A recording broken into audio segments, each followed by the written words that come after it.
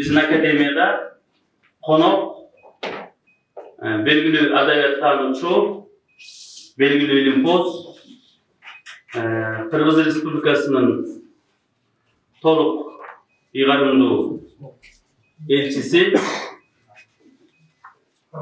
filoloji bilimlerinin doktoru, Kuan İlyasovich Mamedaliyev. Kuan ağay bir neçe yıldan beri adayat tanı bağıtında demez, Manas tanı bağıtında da bir top işlerdi yürgüzüp, iliktöylerde yürgüzüp gelecektir. Nauşonun geri katarı bugün bizge Manas sayfasının jaralaşı boyunca göz karışlar uğralı degen temada bağıtta leksiya ötüp beredi. Bu mundayda tangalaçalar gerek emniyet sebepten men mana boyunca siyasatçı katarlı bilesingler. Emniyet sebepten bu Manaska jakında kalgan sebebi. Jakында sebebi Мундук Мамыров деген аксакал бар.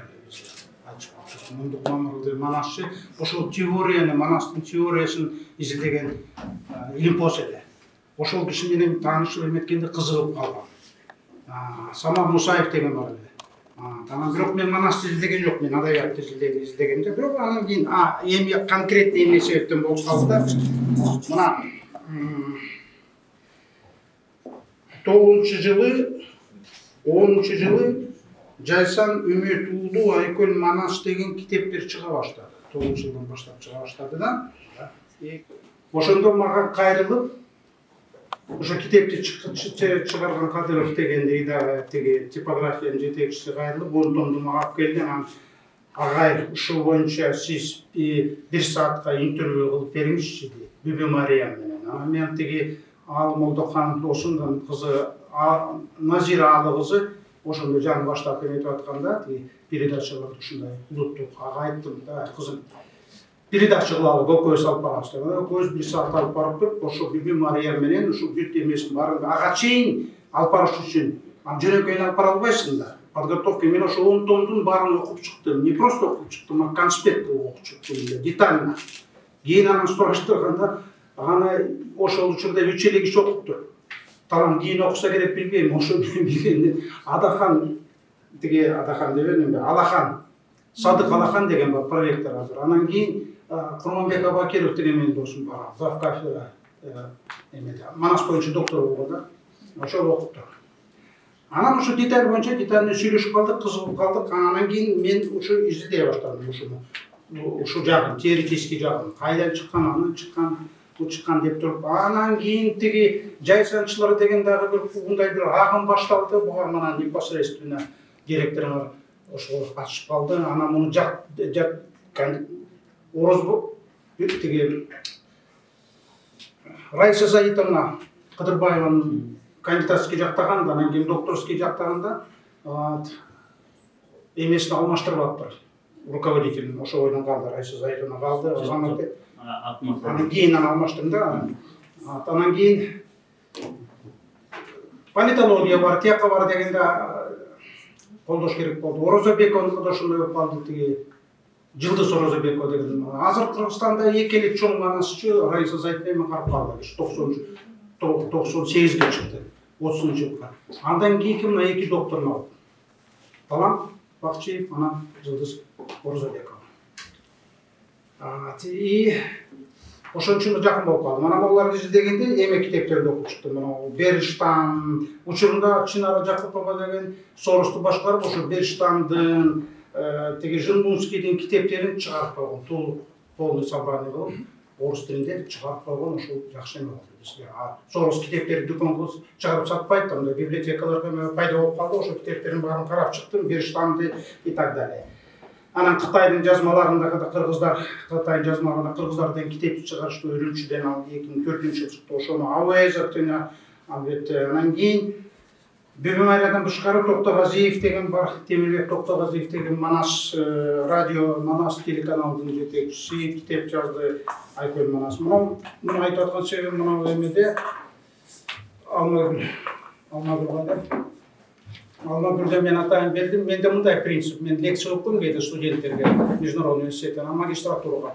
Бул айткан эмен бар экен, электронный версиясын беріп қоямын, ана ошо электронный версияны таратат. Ар бир эме студенттер өзүнүн колунда жана электронный версия пайда болуп калат. Ошону алмагыла баарын эмесин алдында электронный эмесин адрестерин.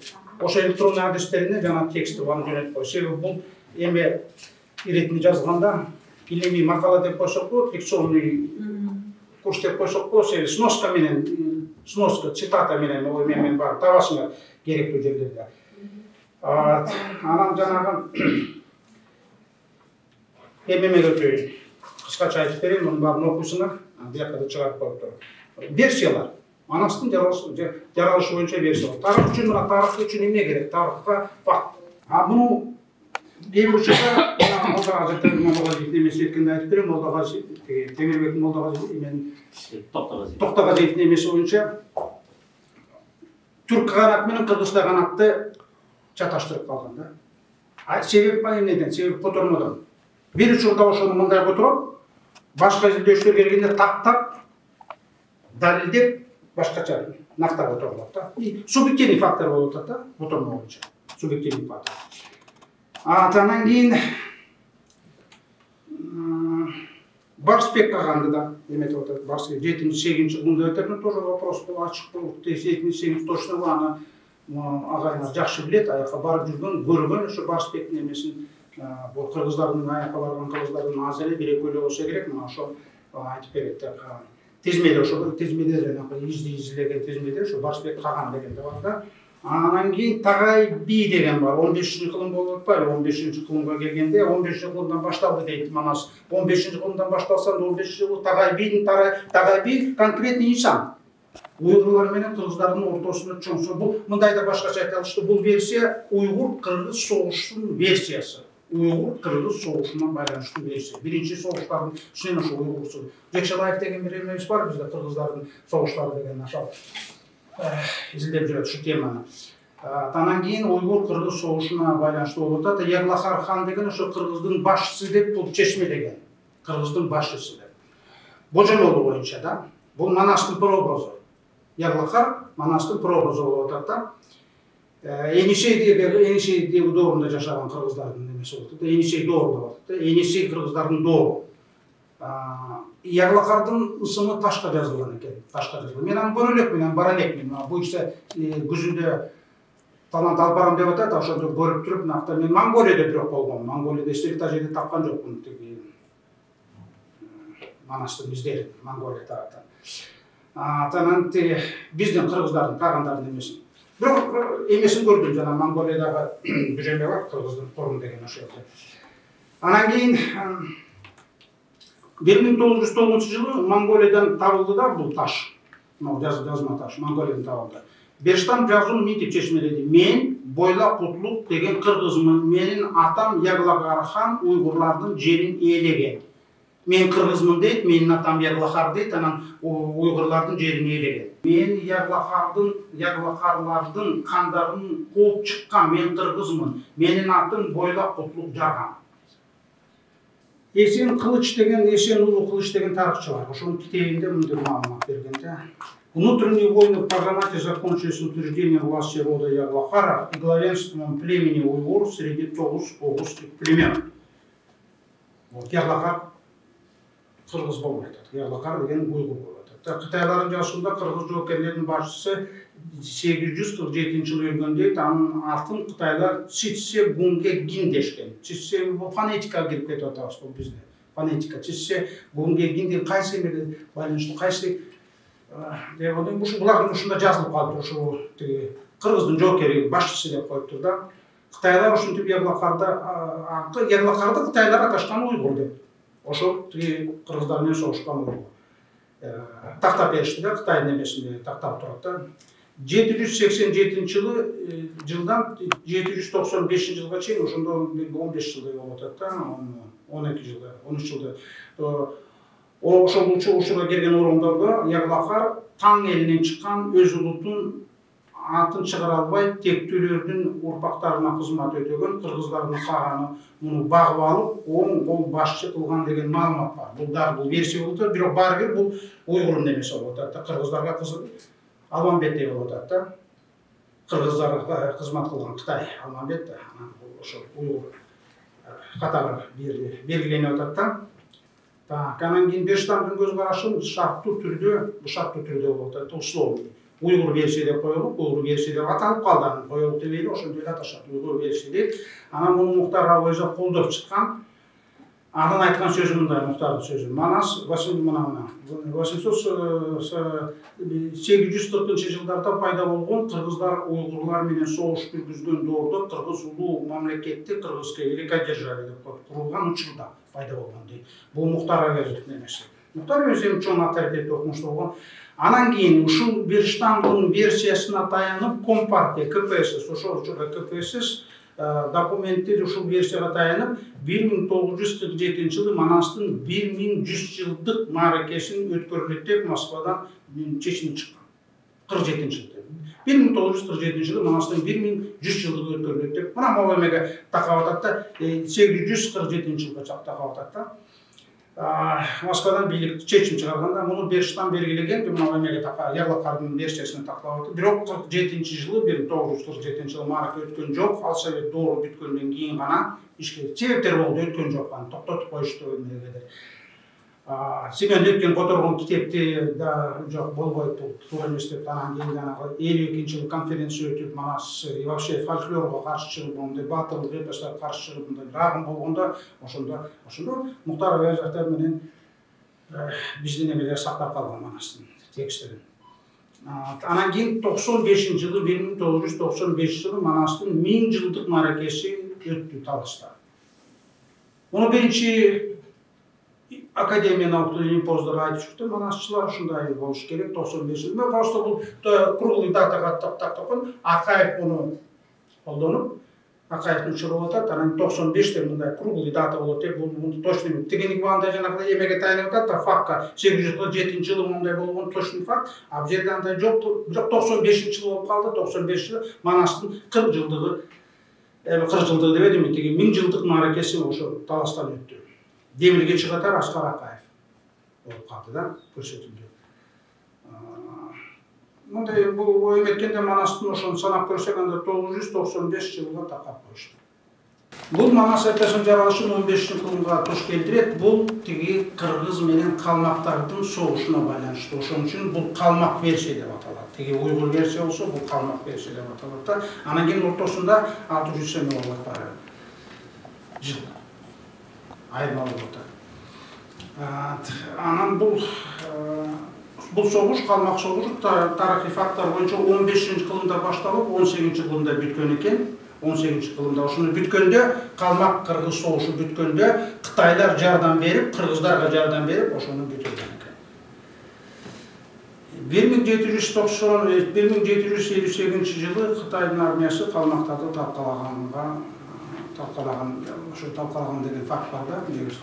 Теги орондордо жазылат, башка булактарда жазылат. 1758 жылы ошол согуш бүтүп, Кытайдын армиясы калмактардын армиясын жеңген. Бул ушундай версия болду. Манан Илимпоздун пикири боюнча, ошол кездеги калмактар исламдын душмандары болуп, калмактар ислам жойулуп калган. Ислам уже 8-кылымда жанагы Сафет Булан деген жерибиз бар, ошол жерде таштарда жазылып турат. 8-9-кылымда ислам деген келген бизге. Анан кийин ошонун ислам ошонун башталышы бизде Кыргызстанда башталышы. Кыргызстан Фергана өрөөнүндө башталышы, өзбек, кыргыз, тажиктер ошол жакта ислам ошол жерден тараганда. Анан бул эменин версиясы боюнча бул калмактар ислам душмандары болуп, Манас мусулмандардын башчысы катары алар менен күрөшкө чыккан дейт. Манастын мусулман кылып атат, мусулмандын башчысы кылып атат да. Мына жазган сөз. Всего в эпосе 3 слоя дейт. Древнейший 14 века, калмыцкий слой 15-17 века, поздний слой 17-19 века. Манас проходит через 3 ступени, вот эти все ступени. Сказочный богатырь, племенной вождь, глава дружины, феодальный правитель, хан-завоеватель. Ментип үчкө бөлгөн ыкманын логикасы чыкпай атат. Кантип эмес, эми кантип түшүнөбүз бул дегенде бул эмне жомоктоо баатыр болду, анан ушул эле адам тиги жетекчи болду, урунун жетекчиси болду. Андан кийин барып туруп тиги аскердин башчысы болду. Андан кийин феодалдык башкаруучу болду. Андан кийин хан болду деп. Кандай логика болбой атат деп жерде. Бөлүүнүн логикасы мына жөн аркада конкреттен жакындатып атпайбы. Бу жерде андай жок, мына точно мындай деп ал эмете андай аракет кылган жок. Бирок мунун калмак версиясында тарихи фактыларга үндөш болуп атат да. 15-16 жылдын болсам да Тагай биге үндөш болуп атат. Бирок бир Жырмунскийди берсе Тагай би прототипи деп айтылган жок. Тарихи факт өзүнчө болуп атат, Манастын эмеси өзүнчө болуп атат. Параллельно тарихи факттан тышкары. Фольклор катары болуп атат да. Ана мындай бир жери бар.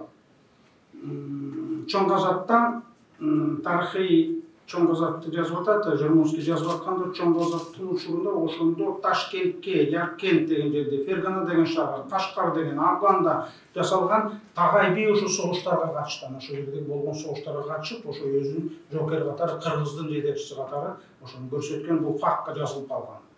Тагай би тарыхый инсан дебедик, тарыхый инсанда болуптун жанагы тарыхый факттар болуп атат. Бул эме эмес, фольклор эмес. Анан мындай жыйынтык басам деп болот да, изилдөөчү Жырмунский.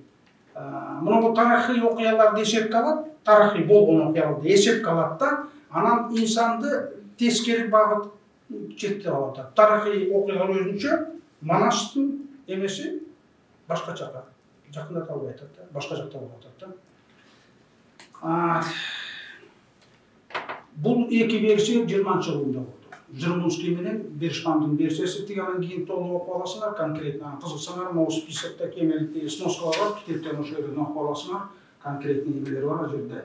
Анан полемический кылсаңар, бул жерде силерге бир сунуш, ушул боюнча диссертация жазсаңар болот. Бул боюнча диссертация жазыла элек.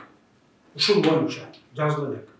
Манастын версиясы боюнча жазылган, Манастын ичиндеги жана сюжет, композиция деген баардыгы жазылган. Анан именно ушул боюнча, мына версиялар боюнча диссертацияны жазыла элек. 20-жылы менен 21-жылындагы Манастын жаралышы боюнча версия деп эметсеңер, ошо салыштырсаң, сопоставление болуш керек да, мындай компаративист деп коет, сопоставление жүргүзсөңөр, ошондо Берштам менен Жырмунскийди салыштырып, анан кийин Жырмунский Берштамдагы туруп экөө бир эме болуп атат да, 20-жылында салыштырып 21-жылдагы версиялар деп эметсеңер, ошондо диссертация иш чыгат. Жакшы, интересный иш болот да. Китепти кылып чыгарасың, анан учебник кылып, анан монографияда болот. Муну ойлонуштургула. Жетекчи ким?